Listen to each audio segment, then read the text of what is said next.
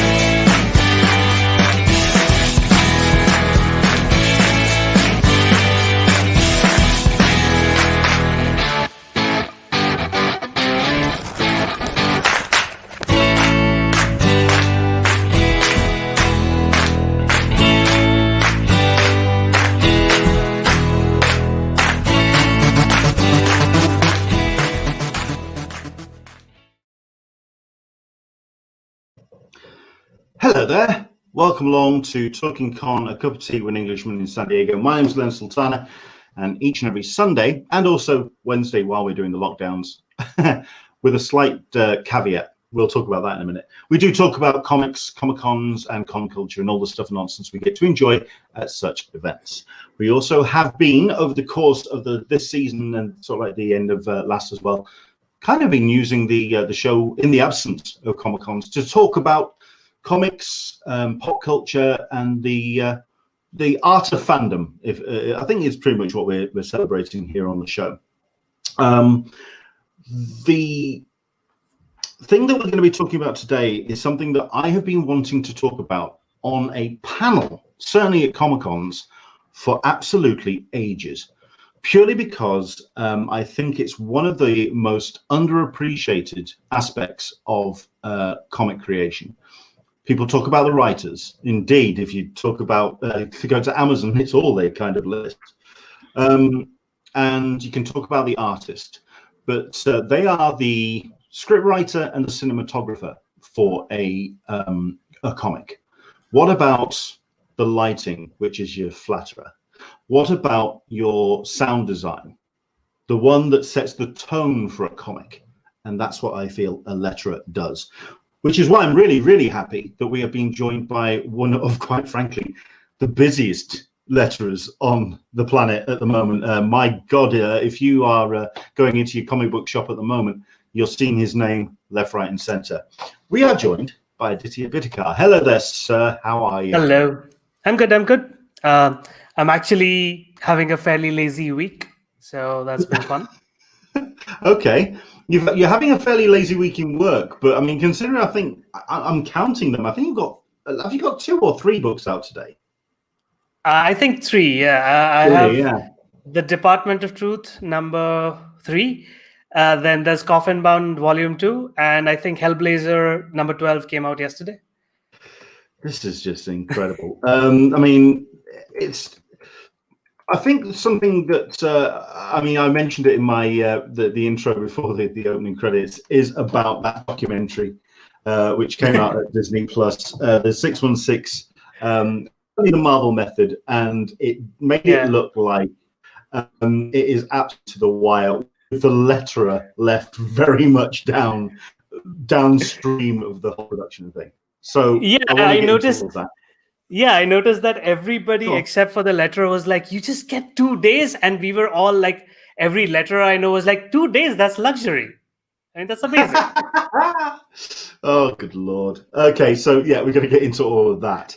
But I mean, first things first, the 3 questions that I've been using to start this particular run of shows. Number 1, what is your cup of tea? What is your beverage to choice? I've got myself some PG tips, which I'm going to be nursing because it's been a hell of a day. What is your beverage of choice there?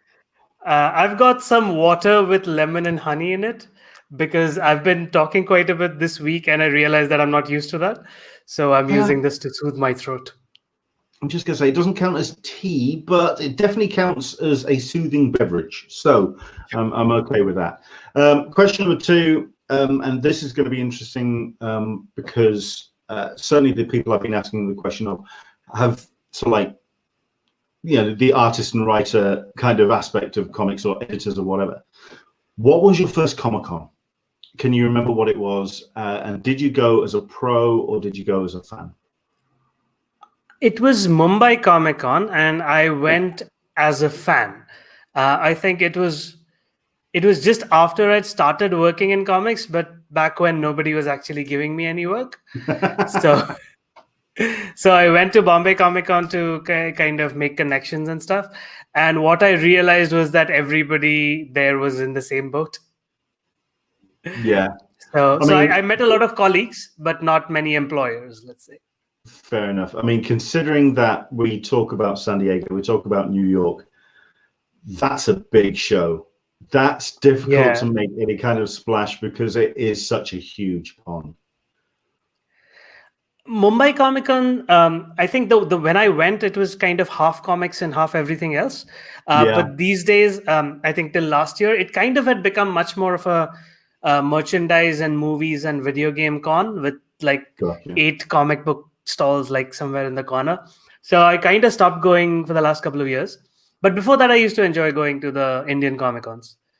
Excellent. Because the entirety of Indian comics is there, basically. Like, because there's so few of us. Sure. And question number 3 I've been asking is, I'm curious to know what your answer to this one is. Often when comic creators go, they get the chance to either sit next to or meet their idols, the people that they've grown up reading or perhaps have inspired their work. Has there been a wobbly knees moment, a moment where things went a little bit cotton-mouthed and you got a little bit nervous? Meeting your idols, can you remember any highlights? Well, I think one was when I think this was 2017 at Thought Bubble, and Shelley Bond, who I just started working with, she pulled me into a picture with Becky Cloonan and somebody else. And then once we took the photo, I realized that somebody else was Frank Quitely. Oh, okay. Because she kept calling him Win, and while I knew that his name is Win Deegan, I kind of didn't. It didn't really occur to me at the moment, and then she showed me the photo, and I was like, "Wait, that's Frank Quitely." Oh, that's brilliant! That was amazing. That's one of the best stories we've had. That's fantastic. I think it's best then, because, like I say, when we've had people on, we've asked that question. Obviously, there's some kind of familiarity with people's work. Letterers don't often. Yeah, we are not very well known, let's say. No, you don't get the recognition that I like I said in my intro, I don't believe I believe you deserve. So let's go for a bit of a history lesson. Tell us about yourself. What was your comics reading? What was your upbringing and what was your introduction to comics? My introduction to comics was probably this thing called Tinkle, which is an Indian comics magazine, sort of a collection, so anthology kind of thing. So you had like 4 to 5 page comics in there, and my dad literally taught me how to read with that comic. And the moment like I started reading it myself, I kind of like I read from a comic, like a lot of other people. So after that, I think most of my reading was Tinkle, and we had this thing called Amar Chitra Katha, which is like Indian mythology comics. As I grew older, I think I read a total of 5 American comics. Maybe like there was one Spider-Man that I managed to track down later. Like it was the issue when the Vulture is in an old age home.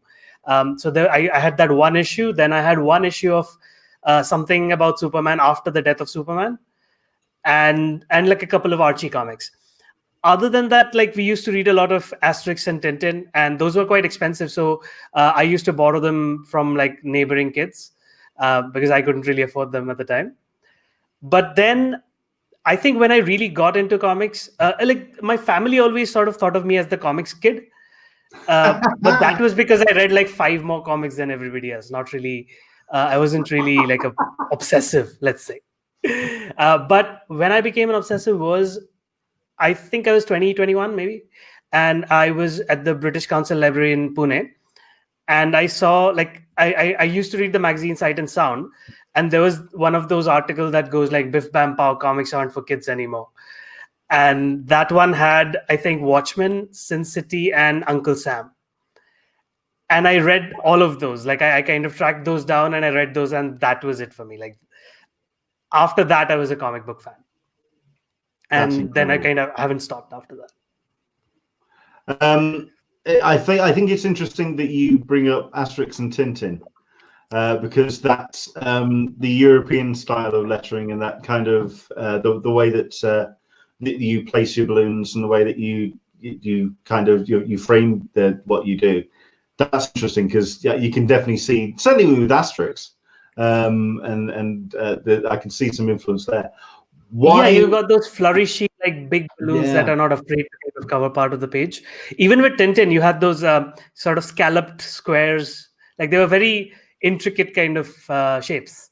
And that always was interesting to me. I think the first time I realized that comics are hand lettered was reading an Asterix book as a teenager. And I think I didn't really think much about it after that, but I think because I assumed that all comics were hand lettered for a really long time. Till I kind of got into lettering myself. Listen, I guarantee there's a lot of people that still think that everything's hand lettered. Oh yeah, like one of my fellow letterers, I won't name who, was saying in one of our forums recently that somebody in a review complimented him for the hand drawn text, and it was just like a really nice, handwritten font. It is not actually lettered. Amazing. I mean, I've got to ask then about how you got into lettering and why that was a career choice for yourself when it comes to creating comics. I mean, I think it's usually the question that you often get when people sort of like ask about editors. I mean, like, how did you get into editing? It's not the first sort of like port of call when people think about creating comics. Where did the bug for lettering come in? It actually wasn't the first port of call for me either. Once I kind of started really getting obsessed with comics, I think it was City of Glass that made me realize that, I think I wanted to make comics, because, that was a novel that I'd already read, and I read the comic and I suddenly realized how much the comic added to the narrative. And after that, I started doing my own comics. Like, I started writing them, and I met up with an artist who's still a really good friend of mine. We made a lot of comics together. Our first ever comic was actually a 9-panel grid comic, just like City of Glass and Watchmen and so on. And I had to learn how to letter so that I could letter that comic. And I did a terrible job at the beginning. Like, it was literally like, Myriad Pro in Photoshop without thinking about like how it's being read or anything. And then Tony Lee, the British comic book writer, he was in Pune, and I knew him because he was writing Doctor Who comics at the time, I think. So he said, like, is there anybody who can show me around town or something?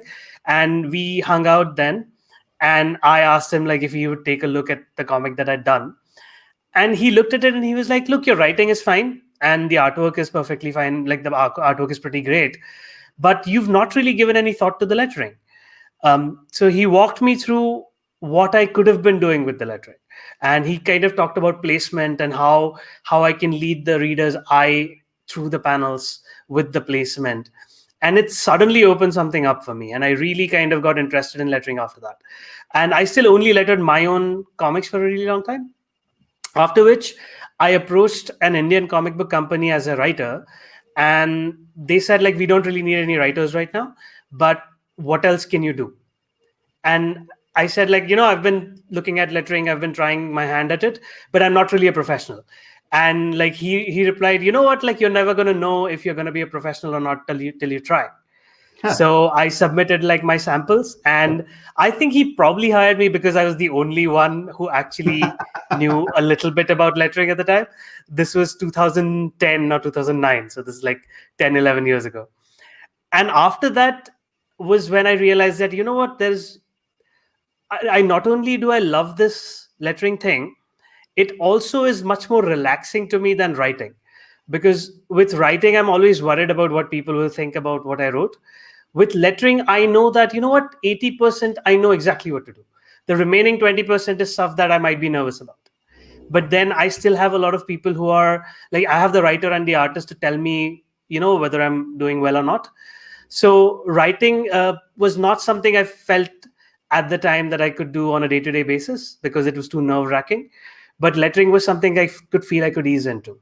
And that's basically why I kind of chose lettering as a career. And this was when I was 25, I think, 25, 26. So it's quite a late career, so to speak. Can you remember the first book that you lettered where you felt that you started to get a grip on the craft of lettering? Like, I mean, I think that's the thing that most people don't quite grasp about the craft of lettering, the art, like you say, of leading the eye around the page and kind of the movement of, and it's not just the placement of the panels. The lettering is there's a genuine skill there. Do you remember the first book you did where you just went, I think I've hit something there? Yeah, I actually remember it vividly because it was tied to one of the first times that I genuinely felt nervous about my lettering. So my first international job was with this artist called David Hahn, who's done some Lucifer, and he did like, the vampire comic Bite Club with Vertigo. And so I had done All Nighter with him, and he got me onto another project that sadly has never actually come out. But it was basically with Philip Bond and Ivan Brandon, who I still work with. I mean, I've worked with both of them over the years. But I did a very basic digital lettering job on the whole comic, and Ivan tore it apart, like very politely. He was very polite about it, but he was like, this is not interesting. Like, there's nothing happening here that I feel, you're not making the book come alive or anything. And it was like a cold shower. It was terrifying for me, because this was like, I felt like he hated my lettering. But I kind of gave myself a few hours away from the computer, and I came back and I wrote an email to him saying, okay, could you explain to me what you're looking for? And he explained that, I want something that looks more hand done, something more organic. Like, I want something that fits with the artwork better. And I gave him something like 6 options after that. I spent the next 2 days just investigating what I could be doing with this. And I kind of, I looked at calligraphic brushes. I looked at properly hand-drawn balloons. I looked at different fonts. And I came back and offered him 5 options, and we landed on one. And then I lettered the whole comic, and he was very happy with it. And that was when I was like, I just hit on something. Like, there's something that's genuinely interesting to be done here. Not like you're not just copy pasting the writer's balloons here. It's not just about placement even. It's about personality. It's about style. And I mean, I'm happy to say that Ivan and I have worked together on like 6 or 7 more comics after that. So I presume he's happy with my work. He's a great guy. I think I've met him a couple of times. He's fantastic. He put me in touch with a lot of my early clients as well. Yeah.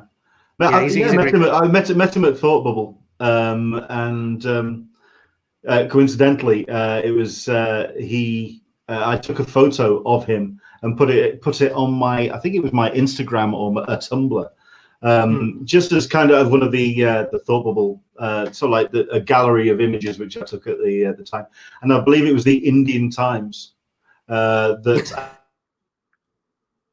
actually stole the photo and used it on because he visited. I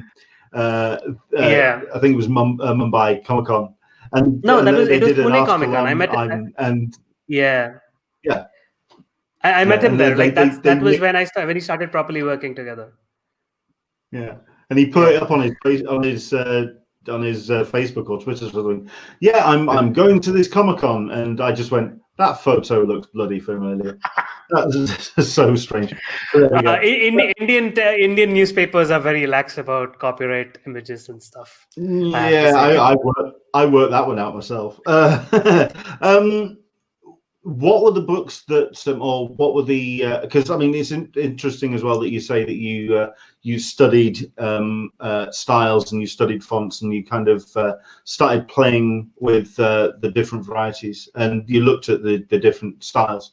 I mean, I think the first books that I can personally think of where I was definitely drawn to the lettering style, and it made an impact of what it was doing with the story. A lot of Annie Parkhouse's stuff with 2000 AD. I'm a huge fan of hers.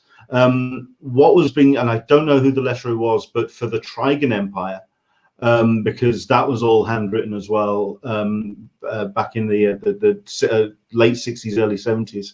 Right. I read the reprint, and I think they're using a font on that because I don't think it's the original lettering on that. All right. Okay. And Arkham Asylum, a serious house. Gaspar Saladino, the master. Absolutely. If anything, because I actually, it's sort of like 90% of that book, the lettering is nice and legible, and it kind of it works as a narrative device. And then you have the Joker's lettering, which I don't know if it was the printing of the book that I had, but it was slightly off because the idea was it was red over a white background, so it kind of like it was offset, and it was very difficult in some places to read, and it made you think harder. It made you examine what the Joker was doing in the book. It kind of it played on so many different levels. What books and what color artists, letterers were inspiring you when you were examining the form? It's actually here's a sidetrack. It's funny that you mentioned Gaspar's lettering in Arkham Asylum because there's a page in blue and green where Eric is sitting in a chair with his head in his hands, and there's like a bunch of jazz quotes behind him. And when we were trying to figure out what style to do those in, I showed Ram Gaspar's lettering in Akam Asylum, and he's like, yes, that's what we need to do. I do have some examples of your work. I don't think I sent you that page particularly. But no, but certainly we've got some pieces. Yeah, this is from Blue and Green. Yeah. Which so this is all hand lettered. Yeah. Yeah. So for me, when I started out, I think one of the points when I realized what different things you could be doing was I was reading Robert Kirkman's Invincible and The Walking Dead, and they were both lettered by him at the beginning, like before Russ Wooten took over. And they both had a different font, and I could see like certain similarities in the style because it was the same guy lettering, but I could see also how the font and the balloon shapes were kind of creating different effects, and that was interesting to me. Then I think my biggest influence has been probably John Costanza, my early influence at least. So like in his Vertigo books like Hellblazer and stuff. And then Tom Orzechowski was, and still is a huge inspiration. I think my Hellblazer run is like it's my tribute to Tom Orzechowski pretty much. But also what I noticed him doing was that he would do these inhumanly precise letters. Like his lettering was always like, it almost looks digital even now.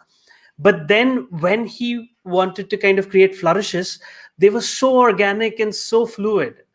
So then like that combination of these very robotic almost letter forms with these human touches was very interesting to me very early on. I think other than that, I got to say it's Todd Klein's Sandman. You read that and it's a masterclass in lettering. Yeah. Nobody can. There's no competition. Even when he did Overture, like he did so many different and interesting things with Overture, and he just schooled all of us in that one. Yeah. I think that, like we were talking about the Disney 616, and I think a lot of people have kind of had a little bit of an eye open about the pressure that is put on letterers, especially when it comes to time, and when it comes to where you are in the process of getting a book out onto the shelves. What do you think is the biggest misconception that people have about letterers and lettering of comics?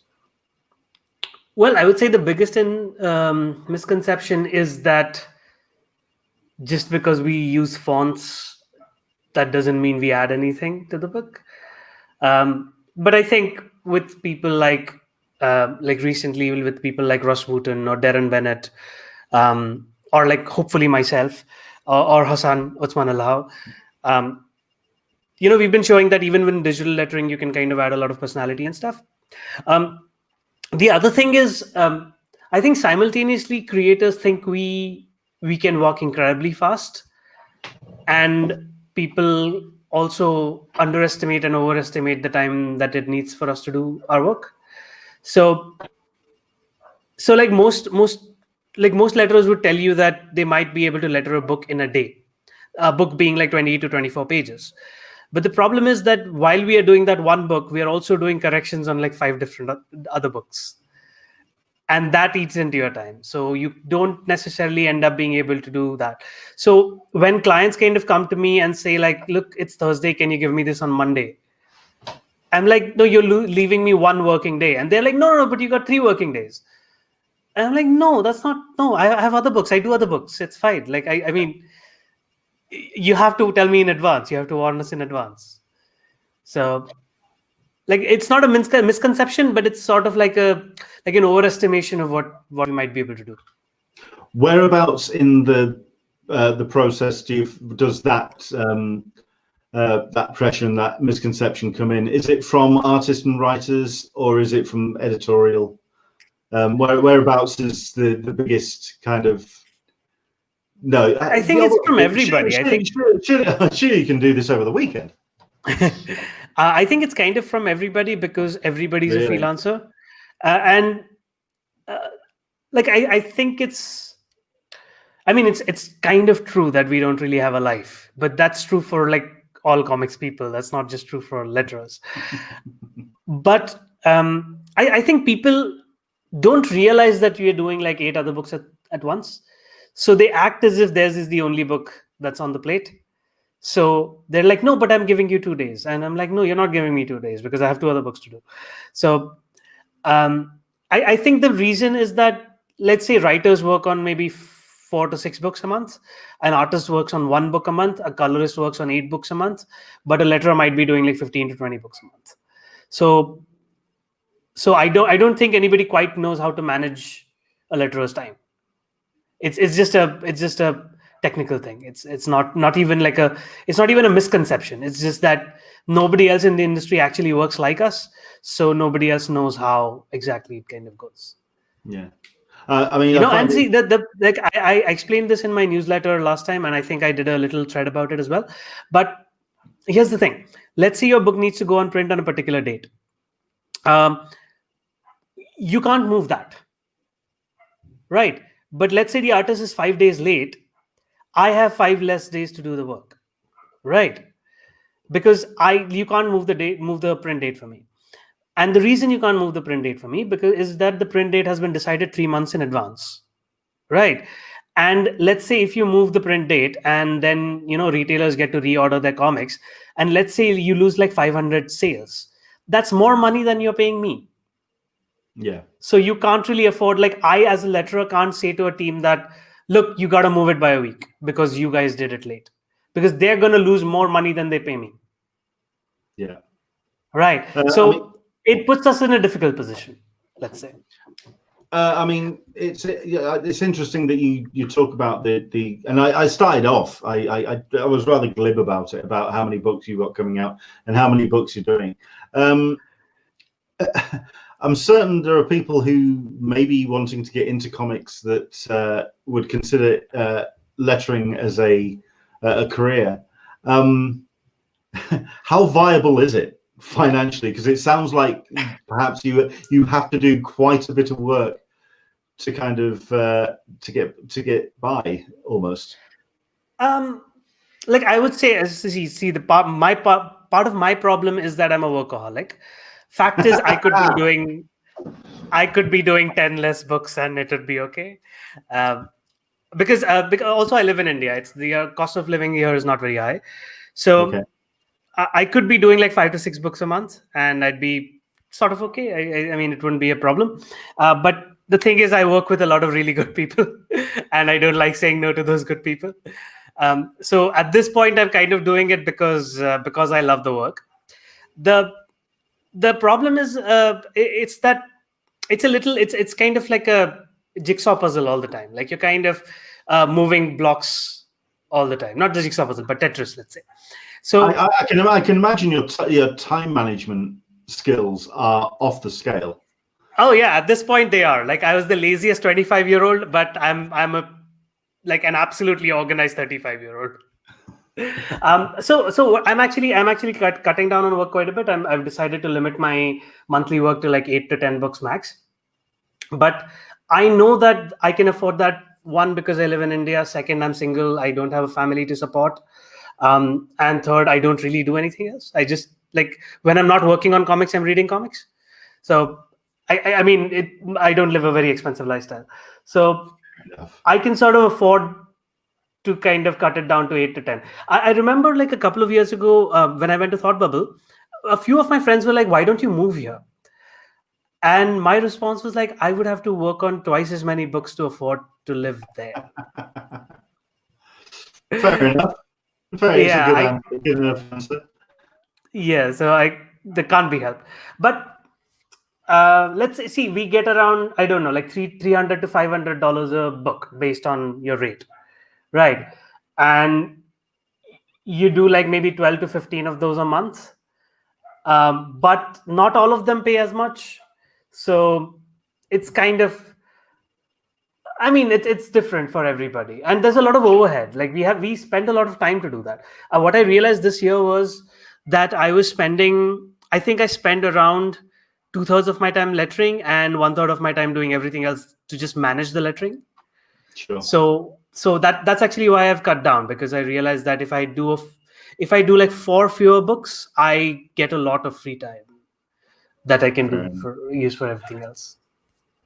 Which begs the question then, in 2020, especially when we had the period where the industry pretty much came to a standstill, when Diamond had shut the doors, when books weren't getting out into stores weren't opening. What was 2020 like for you work-wise? Were there still projects to work on? Were things being put on hold? What was it like for yourself in that regard? I think at the time, I think in April, around half of my projects were put on hold. But a lot of them were books that were anyway intended for later in the year. So I was not really supposed to be working on them anyway. Out of the books that I was actually already working on, I think maybe 5 books were put on hold. But DC continued working. And I think around half of my image books continued working. And I mean, getting a little personal here, I was a little bit like, I mean, the pandemic, the initial month of the pandemic was kind of depressing for me. So I wasn't really getting much work done. So if you look at the numbers, I think I was maybe, there was a month where I did like maybe 40 pages. But that was not because there wasn't work, but because I couldn't do it. But then I recovered, and I slightly misguidedly accepted a few too many books, which meant that May was a terrible month for me. So in May, I think May was the month where I did the most number of pages ever. Oh wow! But that was due to a miscalculation, because I hadn't realized that I would have to do that. And yeah, it was not. I mean, I would say that the last 8 months were not very good. November's been pretty good, actually. November has been quite relaxing, and I've enjoyed myself. But I would say like May to October were not fun. And when the industry came back, like all the books that were supposed to be done, they came back. Plus all the books that I had accepted misguidedly, they came in as well. And like everything that had been delayed at some point of time came back in. So like July, August, September was like all these books that had been put on hold kind of came back. And I was exceedingly overworked. I regret it? I don't know. Like, I think I regret the last couple of months. But also like I didn't blow any deadlines. That's because I was working like 12 to 14 hours a day. For a while. I mean, yeah. When I say you keep busy, I think I genuinely keep busy. Yeah, but I think it's really it shows in the books that you've done. I mean, the pages that we've been putting up have been from, I'd say, the last 2-3 years that we've been showing. Yeah, this one's a little older, probably. This is my first book with Martin, and we have another book together now, which is Department of Truth. So. Well, yeah, absolutely. I mean, I want to talk about that relationship in a minute, because, like I say, I'm working through the screen caps, and we are going to get to Department of Truth, because what you've been doing with that book has been absolutely phenomenal. We do actually have somebody who's watching at the moment. Familiar name, David. Oh, hey, David. Hi, hello there, Aditya. Thank you. Best in the business, of course. Yeah, and I love working with Walt, because, like, I mean, the books that I do with Walt are they're just a lot of fun. Yeah. I get to work with my white noise boys. Well, we're going to be talking to them this weekend, so looking forward to hearing them sing your praises as well this Sunday. Can we talk about the relationship that you have with artists and writers then, and which ones? I mean, we won't talk about the negatives, we won't talk about the headaches, but we will talk about the positives and ones that really have shone. I will actually say that I've been lucky that I don't think I've worked with anybody that I ended up disliking particularly. I think, I mean, once in a while, everybody makes things difficult for each other without meaning to. Sure. But I don't think there's anybody that I feel like, you genuinely made my life hell or anything like that. Like, I don't think I have those. Okay. I've been very lucky, touch wood. But I'm certain that there'll be highlights, the ones that the working relationship has just either gone incredibly smoothly, or you've been like this is one of them. really you've been felt really inclusive in the process. Highlights. Yeah, this is one of them. Like Little Bird. It's Darcy and I kind of became pretty good friends over the course of the book. We actually Skype like every couple of weeks, even when we are not working together. And I think what I loved about this book was that Darcy would always go like, on every page, I would like you to do one thing you haven't done before. And try it out. Like if we don't like it, we'll pull back. But I want you to try out everything you can think of. And that's just such a satisfying relationship to have. Like I have that with Ram, and I have that with Darcy, where like they'll always be like, no, don't be lazy. Just no, you're not pushing enough on this. Like you got to go harder. Excellent. I mean, we've been going through a number of the projects, certainly from recent years, and there was a recent tweet that you put out, a social media tweet, and I think you shared a lettering job where somebody had relettered the piece for foreign market. How often does that come on over your plate, and how much harder is that for yourself? I actually don't do that at all. No. I'm not very. I am familiar with it because before I started freelancing, I used to work for a company called Graphic India in India, and I was an editor and letterer for them. And there we had a few language conversion things that we had to do, and I was in charge of those. And there I figured out, like, sometimes you have to make art edits. I remember there was one book, not for Graphic India, this was later. I lettered it in English, and then the creator wanted to letter it in Arabic. So they asked me not only to create the empty balloons, but they asked me to flip the pages. And oh wow, and flipping the pages is just not, you can't just like go left to right and that's it, because there are elements that need to be turned back the right way around. There are labels, or there are people's people are wearing, let's say, like a insignia of some kind. Those have to be the correct way around. So that was like a proper art correction job. So I've actually done those, and the thing is, they're thankless because the amount of effort you put into them, and the amount like the extent to which people acknowledge it is just very divergent. Like the work is intense, but nobody even notices it. So nobody cares, really. Fair enough. Where do you get your fonts from? How many of them do you hand create? I mean, if we could talk about that kind of process, because like I say, I mean, I don't know.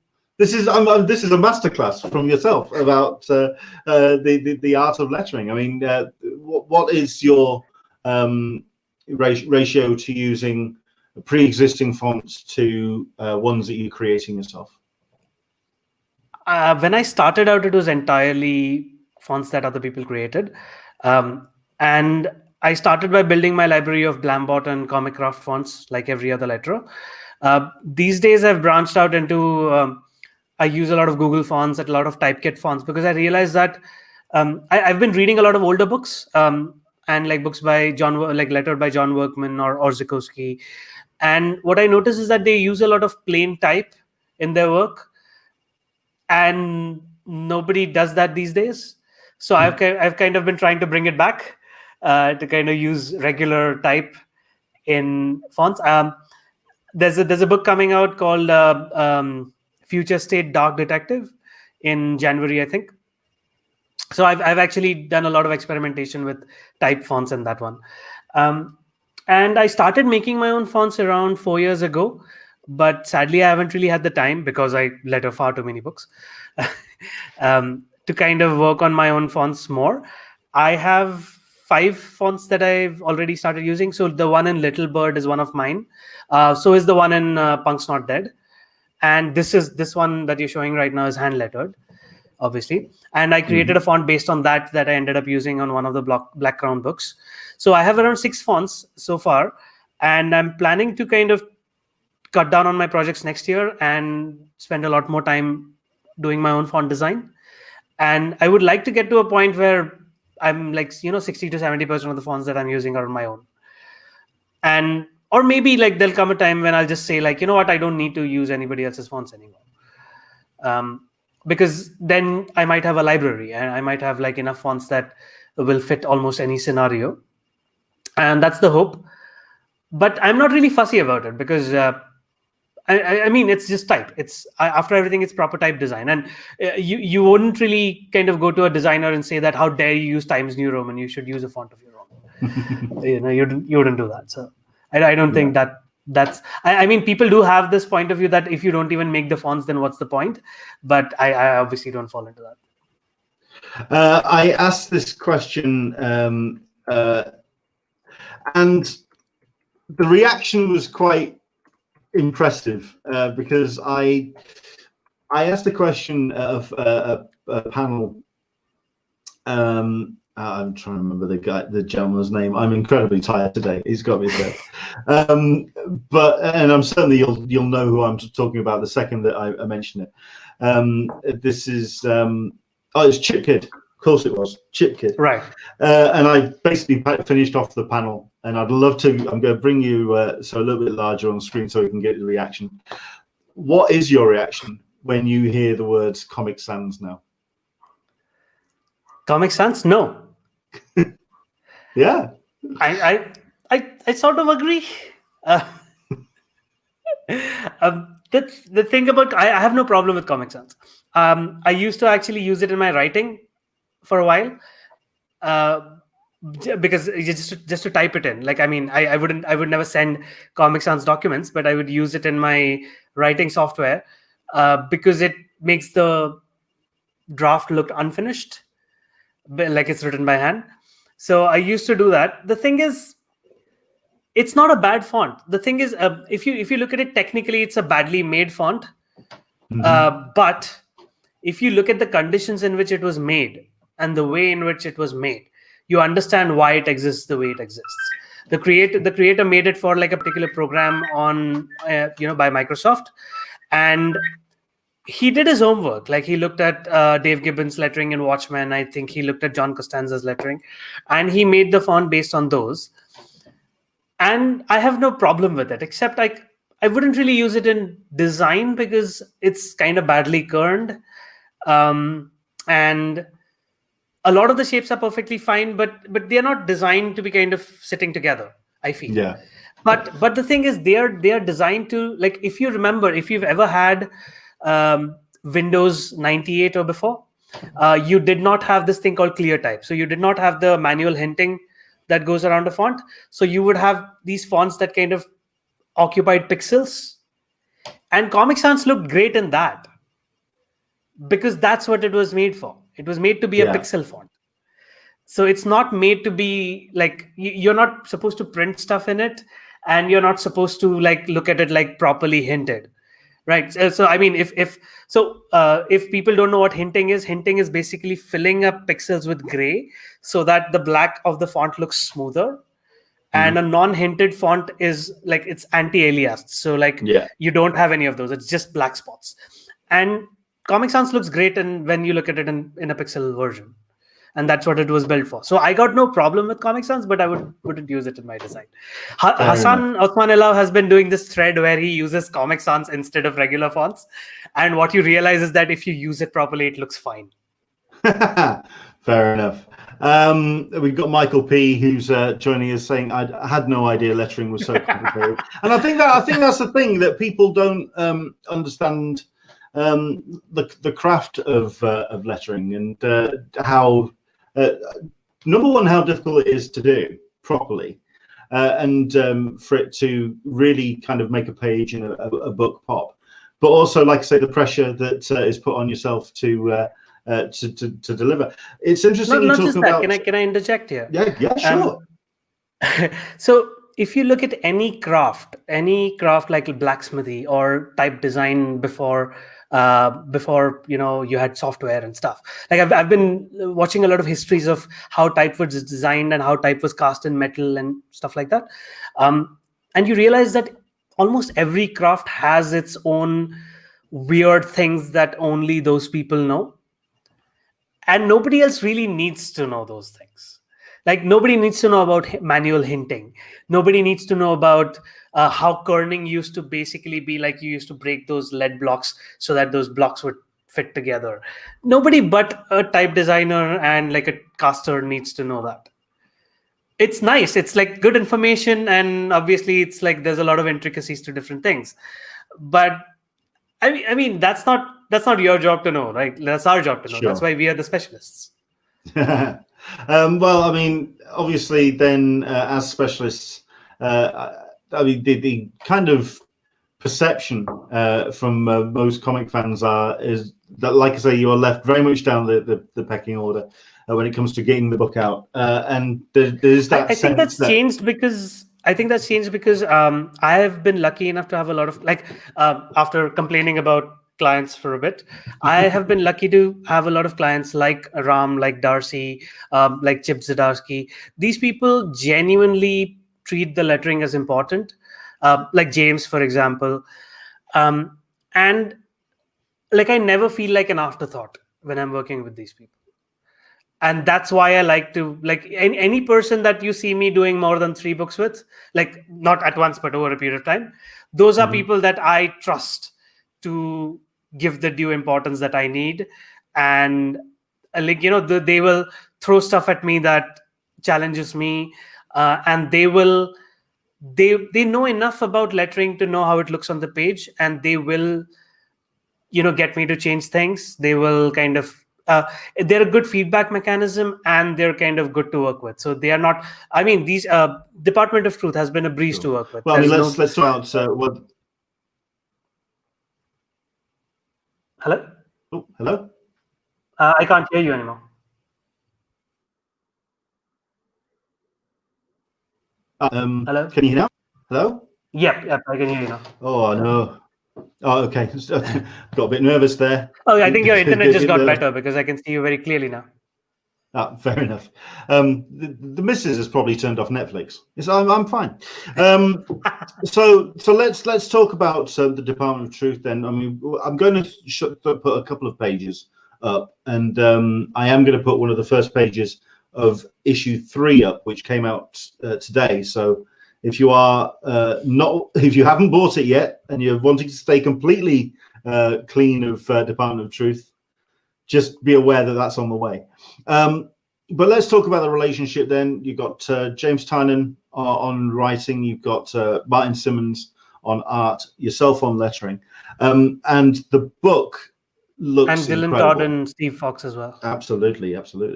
The book looks incredible. And also there's some very interesting design choices in the lettering and in the bubble design. If we can talk about how that evolved for Department of Truth. Sure. The balloon style was one of those times when I did one and they just liked it. I gave them another choice, but nobody really cared about that one. I mean, sometimes you feel like, I'm going kind of too out there here, so I need to give them another choice so that they know that I'm not bonkers. So I basically did this, and this is based on another book that I did called Blood Moon with John Pearson and PM Buchan, I think, Philip Buchan. And the balloons kind of looked a lot like this one. And I feel like John and Martin's styles have some kind of similarities. They're kind of simpatico.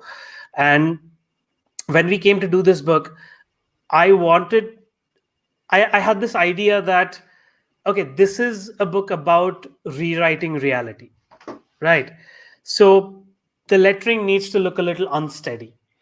And that's when I thought of the Blood Moon style. And I realized that, okay, what if I do it almost like I'm doing it twice, like I'm lettering the book twice.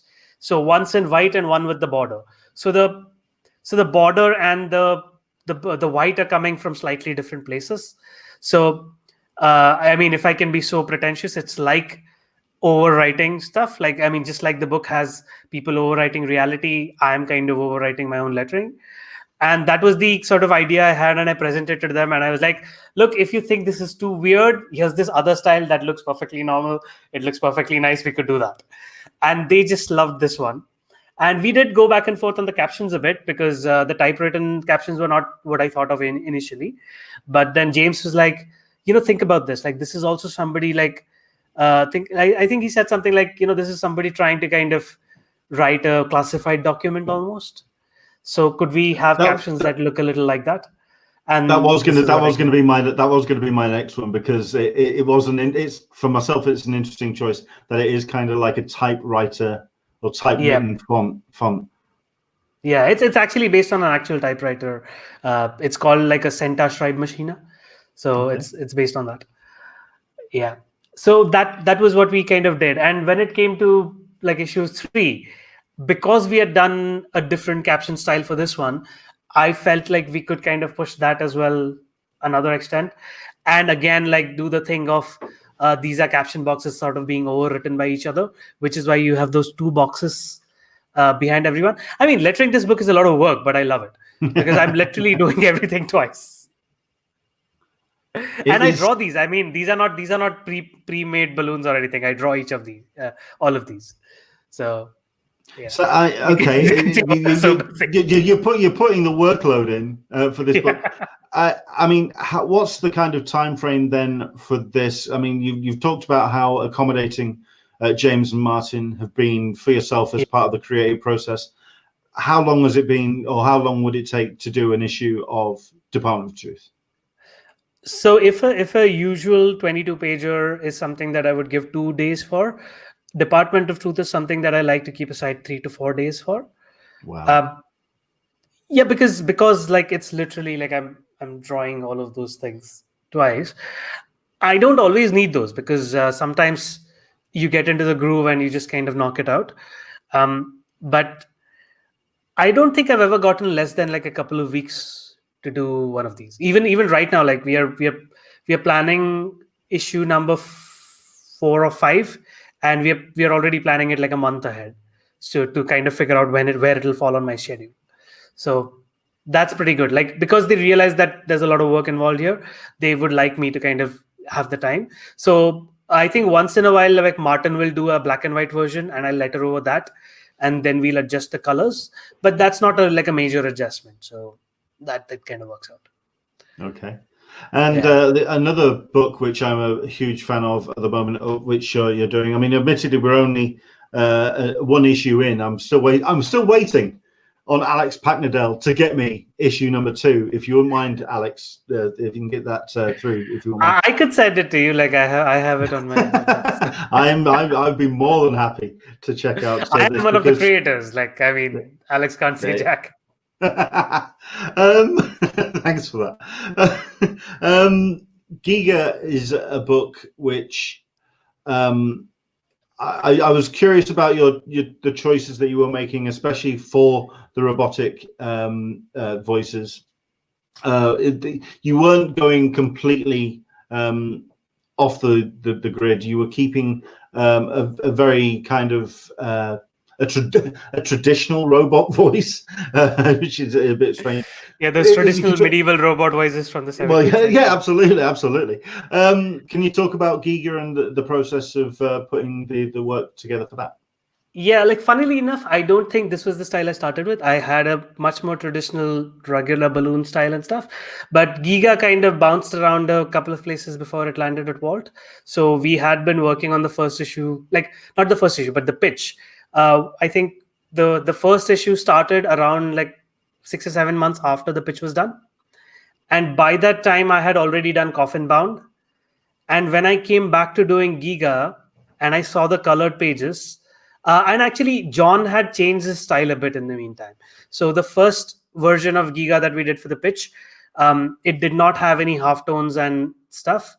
And then John kind of did a new version for the final issue. And I just felt like, you know what? No, I think I can react to like the specificities of this issue by kind of integrating a little bit of the Coffin Bound style. So I kept the balloons the same as they were, but instead of the regular, traditional tails, I did these like black lines with a little white shadow under them.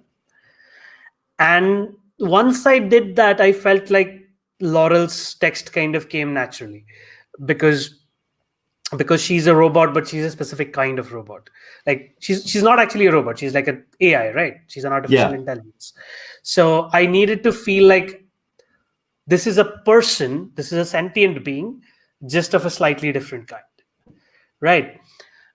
And I always feel like if you're gonna push weirder in one part of your style, you should kind of have a basis of solidity that the reader can follow, basically, right? Like with Department of Truth, the font itself is very readable. Like I wouldn't use like a weird font with a weird balloon style. I mean, I might sometimes, but like, so here I felt like, okay, there's a basic readability to everything before we kind of push it into slightly weirder directions. So that's what I went for. There's some very weird stuff coming in Giga number 2, like where I've been warned. Yeah, I have been warned. Yeah, so I do push it slightly off the rails in issue 2, but I think it's just for specific places. That's what I feel like. I think like the Tom Ozakowski study. Like I've been basically studying his lettering for the last couple of years, and what I feel that has taught me is that if you have a core of solidity, then you can do really weird stuff that people still integrate and they don't even get fazed by it. So I feel like I want to try kind of doing that consistently. Okay. The two questions I certainly wanted to ask is, I mean, it was number one was interesting that you were talking about the Facebook forums that you're a member of. I find it interesting that there is a collective of comic book letterers all kind of coming together and kind of where we whinge about our customers all the time. That's what I was thinking. What is that support system like within the industry? I think it's part of it is about identifying with each other. Part of it is about, sometimes when you're having a really hard day, you don't need anybody to give you a solution, but you want people to say, I feel you. So that forum is really useful for that. But on the other hand, I found the lettering forum to be incredibly welcoming, because when I was learning my craft, it's the people that I work with now, like my peers. Those are the people who kind of helped me out in my early days, like people like Todd Klein, Nate Picos, Jim Campbell, Tom Ozakowski, Clem Robbins. These are all people that made me feel welcome when I was a newbie. And I feel like it's my duty to kind of, push that forward. And we still have that kind of water cooler thing where, we can just, sometimes there's one page too many where the first speaker is on the right, and you just want to post it somewhere and just, what the hell is this guy thinking? You were fine. I don't know if cursing is okay in your You're fine. Okay, great. Because I edited myself a lot during this podcast already. But yeah, sometimes you just want to say, what the fuck is this guy thinking? But you don't want to say it publicly. You don't really want to. I mean, you're not really angry at anybody. It's just that and it's also to an audience that understands your frustrations and exactly. Half the time you don't even have to write anything about it. You just post the page and they know exactly what you're bugged about. Sure. And sometimes you have this thing where, okay, you know what, you've tried like 5 different solutions for a page, but it's just not working. So then you can throw it to other letterers and they can sort of say like, okay, what if you did this in panel 1, and what if you just move this, and then you may have a solution at the end. So it's really helpful, actually. It's really nice. It's a good group. I can imagine. And the second question I wanted to ask is about knowing how busy you are, but you say that you are very much an avid comics reader. In terms of talented doing what you do, is there anyone that's kind of jumped out and kind of made you? Do you mean among letterers? I think I missed half that question. So no, yeah, amongst letterers. Right. Letterers of comics at the moment where you've just been impressed by the work you've seen. Well, there's I think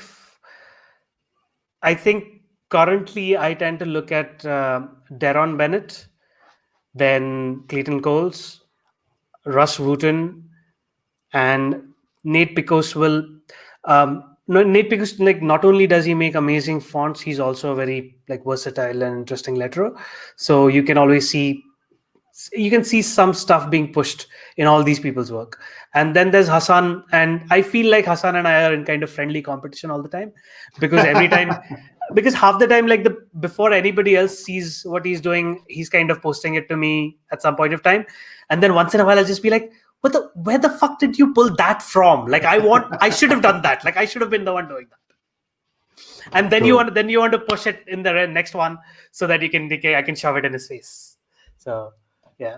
Fair enough. Fair enough. So that's the competition sort of. Like that's I will always like, I think Darren especially also has this thing where he'll do like these very interesting styles. Steve Vaughan's as well. I mean, Steve Vaughan's did some very interesting stuff in his Hill House books recently, where he was doing like different shapes. And then like when I was working on a recent book, I looked at that and I was like, how can I kind of push this particular direction forward without necessarily looking exactly like what Steve is doing? So all these letterers kind of are like a huge inspiration. Yeah, I think an early inspiration was Russ Wooten, because Russ, I think his lettering in Thor: The Mighty Avenger, I could sort of see what he was doing, where he was kind of evoking John Workman, but he wasn't imitating him. He was kind of doing something else of his own, and that's always interesting to me. I would rather never imitate anybody, but if I can sort of like see it as a tribute act, that like my Hellblazer run, like I don't think it looks like what Tom Orzechowski does, but it's very much my sort of tribute to his what I feel is interesting about his work. Sure. I mean, for myself, I'm not only impressed by the man's artwork, but also with what he does with his lettering, because he letters his own books, and he does some incredible stuff with the you're going to have to help me out with the terminology as well. The actual bubble tails. That's it. Right. Are you talking about Sansakai? Well, this is the name, because I know for a fact I'm going to butcher it if I try and say it out loud. I have no idea how. Stepan. I have no idea how to pronounce his surname. So I think it's Stepan. Stepan. Stepan Sejek. We'll I think so. I'm not absolutely. But I mean, what he's been doing with his, certainly with his creator-owned stuff, is just what he does with his tails and how he balances and weights his work is incredible. We'll ask one more question, and then we'll let you get off and enjoy the rest of your evening. And it is about the ones that started it all off. The ones back in the 1950s, the 1960s, the early days of comics. How much do you go back and look at that work, and how much inspiration do you take from that doing what you do today? I absolutely do. Like, I kind of try and follow letterers for a little bit. So I'll kind of get obsessed with one person's work, and then I'll kind of see everything, all the different things that they did over the years. I think the most versatile one is Gaspar Saladino, as we were talking about. What he was doing in the 1950s and what he was doing in the 1980s, there's a complete like sea change between the two. And you can kind of go to every decade, and he's been doing like 5 different things. Then I forget his name, but Will Eisner's letterer was I don't remember his name, but he was because Will Eisner didn't letter his own stuff at least I don't think he lettered the majority of it. So he was a kind of an early pioneer in some ways. Then there was Milton Caniff's letterer, who by the way is a huge inspiration for European comics in general, because I believe it was GJ, like the artist GJ, who looked at Milton Caniff's strips and realized that they could be doing like that kind of even looking lettering.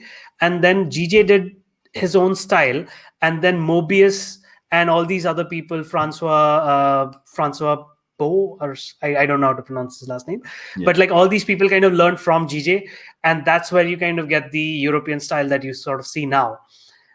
Which is sort of what we think of as the Mobius style, but it's actually kind of goes further back, and it goes back to American comics, like even further back. So it's kind of Milton Caniff's letterer who inspired all of these things.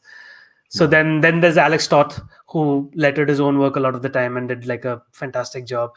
So I do definitely go backwards. I've been kind of recently obsessed with the Archie Comics lettering, which is Jack Morelli, and before that it's I think Ben Oda is a part of that. But who else? There's a couple of letterers whose name I'm not recalling right now, but they have like very specific styles that they kind of did for decades. And then there's, as you say, like Annie Parkhouse, Tom Frame, Ellie DeVille, these people who did work with 2000 AD. So I think every decade has its own people. Like, so the 60s, I feel it's like Artie Simek and Sam Rosen. Then the 70s is Joe Rosen and John Costanza and these people. So every decade has somebody kind of that to look at. And I mean, I don't think my study is pardon me? That signature style of a decade, yeah. Exactly. And I think you go back into the 40s, and the interesting thing that you find in the 40s is that lettering wasn't really codified at the time. So you find people doing like really weird stuff and not really thinking twice about it. So you'll have like these balloons that look like clouds, or you'll have these tails that look like almost like speed lines. So there's no standardization back then. So people are doing kind of weird stuff. And I look back at that and I kind of try and pull that in. For example, like a very early lettering used to be almost like an actual balloon coming from like somebody's lip. And you come back to European comics and you see somebody like GP is still doing that now, right? Like these teardrop shaped balloons. So you can kind of pull that. Like I think Hassan is doing that in one of his recent books, where you can kind of pull inspiration from people that have been forgotten. Cool. Yeah, so I think everybody's kind of building on top of each other's work, right? So very quickly for Will Eisner, it was Abe Kangston or Kangiston, Kanegson. So yeah, that's the Kingston. Yeah, that's the person I think. There you go. And I think Milton Caniff also had like one specific guy who did certain things. Again, I know all these names, but my memory is like a sieve, so I forget.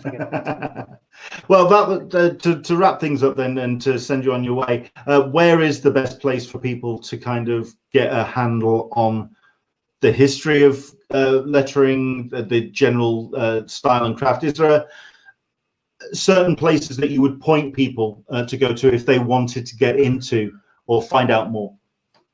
If you just want to find out more about lettering and its history and stuff, Todd Klein has been doing a series of blog posts about the history of lettering. And like, for example, right now he's running a series of just Ira Schnapp covers from like the 50s and the 60s and stuff. But he also has a series on the history of lettering and how stuff evolved, especially how digital lettering kind of came into being. And he's currently writing a book that I don't know when it's going to be out, but I think he's writing a book about the history of lettering. Oh, wow. Western comics lettering, at least. Other than that, if you want to learn how to letter, I think you can go to Jim Campbell's blog, where he has a guide and he's kind of written a lot of articles. I got my start at balloontales.com, which is kind of tips from Comic Craft's lettering guide book. And that was really useful for me as a free starting point. There's also the DC Comics Guide to Coloring and Lettering Comics, which is the lettering part is written by Todd Klein again, and the coloring part is written by Mark Chiarillo.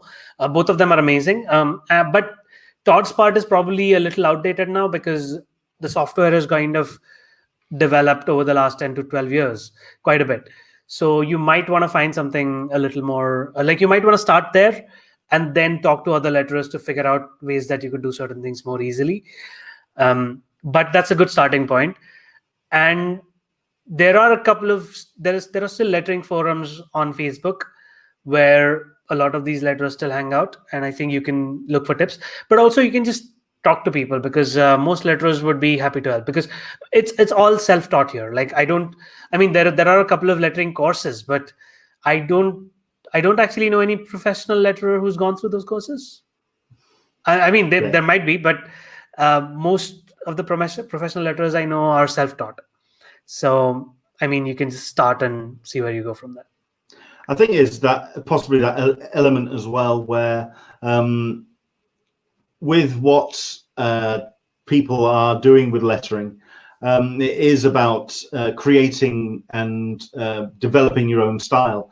And okay, you can get the fundamentals from a course, but at the end of the day, if you're self-taught, you are effectively inventing yourself. So yeah, and I think it's also kind of important to make certain mistakes. I mean, there are certain basic mistakes that you don't need to do, and you'll find those in any lettering guide. Even like Blambot's lettering grammar, like I think it's comics grammar or something like that, where you can kind of figure out, okay, these are the things not to do. Apart from that, I think you need to make those mistakes to kind of figure out, figure them out by yourself, because there are certain internal logics that need to be figured out by you, because it is after all an art and a craft, rather than, it's not clerk work, it's not just pasting in text. So you have to kind of come at it by yourself. Yeah, and I think that's the reason why I wanted to have you on, because it is absolutely, I recognize it is absolutely not that. It is very much a craft, which is, for me, like I say, one of the essential elements of comics. Listen, I actually see myself, I actually see the letterer as the final arbiter of the read, because the fact is, even if your artist has composed the page beautifully, we can fuck it up if we want. Well, you haven't done it yet, so you've done pretty well for yourself. Hope not. So there we go. Listen, I want to say thank you so much indeed for coming on. This was a lot of talking fun. to us. Really it's been a blast. I mean, I know it hasn't been possibly as macro as if it was a letterer talking to a letterer. I can imagine there would have been. But I think. See, I think we have letterers have a lot of shared grammar. So we sort of, sometimes we don't really know what the audience might want to hear about, because we kind of know the basics. So it's really good to have somebody kind of asking from the outside, because it is a specialist field. And I mean, I see. I mean, I'm sure some letterers would love for everybody to appreciate exactly how complicated our job is. But I think for the most, I feel like, you know what, I'm happy that nobody understands like 90% of the things. What I'm looking for in my collaborators is a good design sense. I don't need them to tell me what font size to use and, how much spacing to leave between the lines and stuff. But I would like them to kind of be able to tell whether what I'm doing fits with what they are doing. And that's what we need to understand, that are these things working together? Because lettering by itself doesn't really mean anything. It's when it sits on a page and it integrates with the artwork, and that's what we're looking for. Like, you don't need to know how to do what I do. Like, you need to be a film director, right? Like, a film director doesn't necessarily know how to do set design or whatever, but they need to know if things look right. Yeah. And that's what I look for in my clients. And I think even in an audience, I think all I need everybody, like reviewers and people, to know is that, okay, did it look right or not?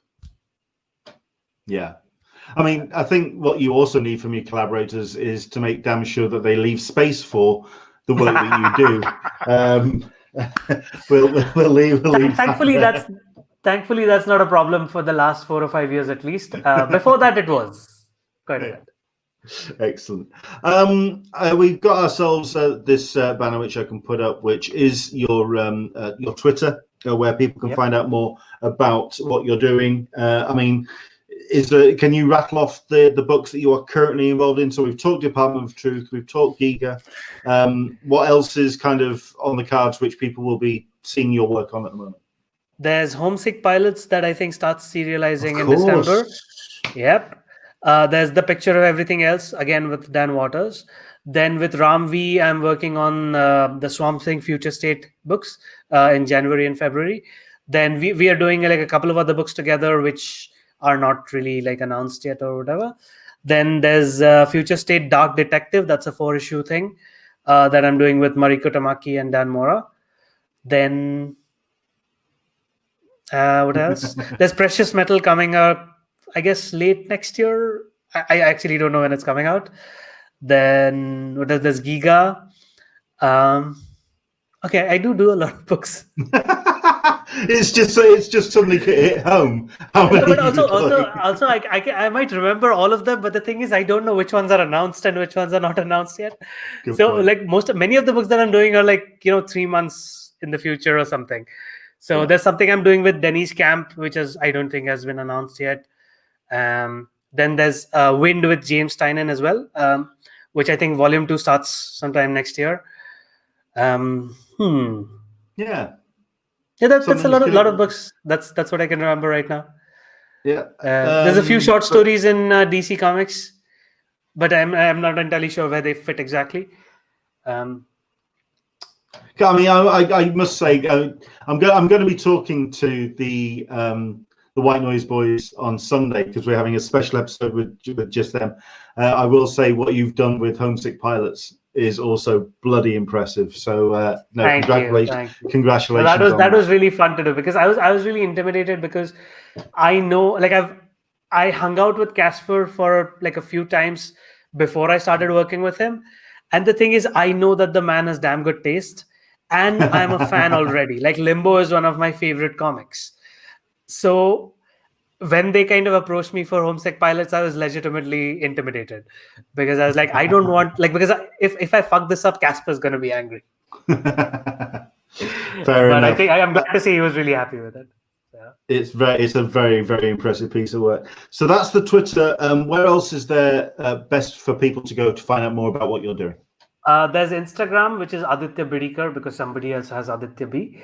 And then there's adityab.net, which is sort of like, I mean, it's a portfolio site at this point. I don't really update it regularly, but you can sign up for my newsletter there. Or you can sign up there, or you can sign up at adityab.substack.com. And that's a much more regular thing. Like I write it hopefully every week, but sometimes I skip a week. Yeah. Well, like I say, you've been incredibly busy, so we can understand if every once in a while the newsletter gets a little bit delayed in the post. But this time it got delayed because I was writing. I contributed a short story to a prose anthology, charity anthology this month. So nice. That's why the newsletter got delayed this time. Fair enough. It's been a pleasure talking to you. Thank you so much indeed. Likewise. I do keep threatening that certainly for like Thought Bubble or Lakes or wherever I will, because it's the one thing that doesn't get represented at Comic Cons for myself, and I want to try and get something organized.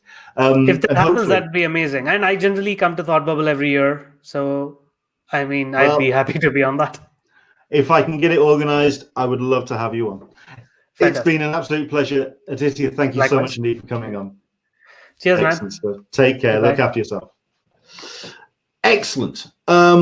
Once again, I'm going to be putting let's put his artwork back up on the screen because my God, do go check it out. Go check out his Twitter. Check out the books that he's doing. I mean, let's do it again. There you go. There's that bad boy. It is The Department of Truth. What a hell of a book. Do go check it out. Well worth your time and your effort. Thank you very much indeed to Aditya there. Right. Thank you very much indeed for joining us for this. It's been our incidental episode, which we've been running, like I say, on the Wednesdays throughout the UK lockdown. Now, we were going to be doing one next Wednesday as well. A slight hiccup on that, in that I've got myself a new job and they've got me my rotas and I'm working next Wednesday. So I'm slightly buggered. The good news is the guest that I had lined up for next Wednesday's show has agreed to move to the Thursday. So we're going to be doing the incidental episode on the Thursday instead. Like I say, we've got ourselves some great guests on the way. This Sunday, we are going to be talking to the White Noise guys, and all four of them are going to be joining us. It's kind of almost like a bookending kind of panel because we had ourselves the kind of initial introduction to the White Noise Studios concept, the idea of what the whole idea of what they were doing with the studios, the umbrella of what they were doing. And that was at MCM Comic Con in London 2 years ago. And it was almost exactly 2 years ago. What they've been doing in those 2 years has been absolutely mind-blowing. They really have just gone from strength to strength. Alex Packnadal, Ram V, Dan Waters, and Ryan O'Sullivan looking forward to talking to them. That's going to be this Sunday, 10 a.m. Pacific, 1 p.m. Eastern, 6 p.m. GMT. And if Aditya's name is not mentioned several times, I think it's safe to say you're going to be hearing his praises being sung on Sunday. So that's this Sunday, White Noise Studios. The Wednesday show is shifted to the Thursday, and we're going to be talking to George C. Romero. Now, this is the son, obviously, of the legendary Dawn of the Dead director. However, he's somebody who directs his own films, has taken on the mantle of the Dawn of the Dead legacy, also creating writing the Dawn of the Dead series and several strips for heavy metal. So we're going to be talking to George C. Romero. That's going to be on Thursday, the 3rd of December. Sunday after, Sunday the 6th of December, we're going to be talking to Amanda Dibert, somebody who's been doing an incredible array of writing, and somebody who's incredibly inspiring for myself as a creative person. We're going to be talking to Mark Serby at the end of that episode as well, so it's a bit of a double header on that one. And then on Sunday the 13th, we're going to be talking to Bob Fingerman and Matt Medney from Heavy Metal Magazine. These are incredible people. I hope you would join us for the episodes coming up. Thank you very much indeed to everyone for joining us for this show. And don't forget to like, subscribe, hit notifications, hit comment below. Let us know what you thought of it. And yes, hopefully you can join us for our White Noise Studios special this Sunday on Talkin Con, a cup of tea with an Englishman in San Diego. Do take care, enjoy the rest of your week, and I'll see you soon. Bye-bye.